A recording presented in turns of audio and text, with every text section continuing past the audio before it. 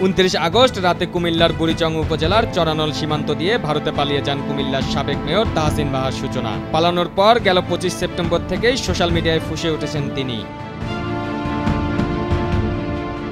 শেখ হাসিনার দেশত্যাগের পর থেকেই সোশ্যাল মিডিয়া সহ কোথাও খুঁজে পাওয়া যাচ্ছিল না সাবেক এই মেয়রকে। তবে ভারতে পালানোর পর আবারও সোশ্যাল মিডিয়ায় সরব হয়েছেন তিনি। নিজের ফেসবুক পোস্টের কমেন্টে পাল্টা আক্রমণ চালিয়ে যাচ্ছেন তিনি, যেখানে অনেক অশ্লীল ভাষারও কমেন্টের রিপ্লাই দিয়ে ঝড় তুলেছেন সূচনা।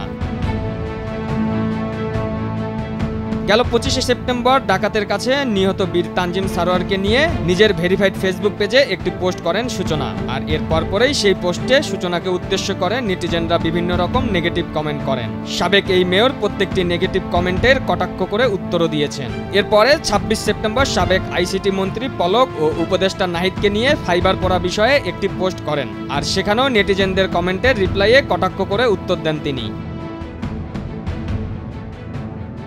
সূচনার পোস্টে এক নেটিজেন কমেন্ট করেছেন, ইন্ডিয়া থেকে পোস্ট করছেন, কুমিল্লায় কবে আসবেন? সেই কমেন্টের উত্তরে সূচনা লেখেন, আছি তো, কুমিল্লা নতুন বাসা গুছাচ্ছি, তোমাদের যেন লুট চুরি আর আগুন দিতে সুবিধা হয়। কুমিল্লায় আসেন আপা লেখা আরেক নেটিজেনের কমেন্টের রিপ্লাইও সূচনা লেখেন, আসতেছি, আরো বেশি বেশি শাড়ি, জামা, জুতা, মাছ, গাছ, সবজি, জাকাতের শাড়ি, জায়নামাজ, কোরআন নিয়ে দ্বিতীয় লুটের প্রস্তুতি নাও।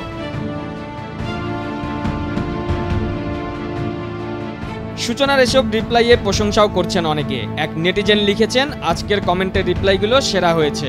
সেই কমেন্টের রিপ্লাইয়েও সূচনা লেখেন, আয় হায়, এটা কেন লিখলেন? লিজেন্ডরাও আপনাকে দালাল ডাকবে।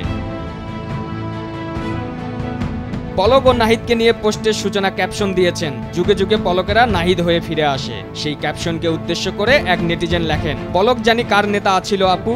সেই কমেন্টের উত্তরে সূচনা লেখেন, অন্তত আমার না। গুজব চলাকালীন সময়েও আমি সাইবার সিকিউরিটি নিয়ে উনার পেজে সরাসরি কমেন্ট করেছি। অতি মেধার যারা এখনো 600 টাকার ইলিশ খায় তারাই তখনও আমাকে বুঝে না বুঝে অ্যাটাক করেছিল। সাবেক মেয়র সূচনার কটাক্ষ করে এমন রিপ্লাইয়ে বেশিরভাগ নেটিজেনকে ক্ষোভ প্রকাশ করতে দেখা যায়। আর এসব কমেন্টের জন্য সোশ্যাল মিডিয়ায় আলোচনা সমালোচনার কেন্দ্রবিন্দু হয়ে রয়েছেন সাবেক এই মেয়র। পারভেজ মোশাররফ, ভোরের কাগজ।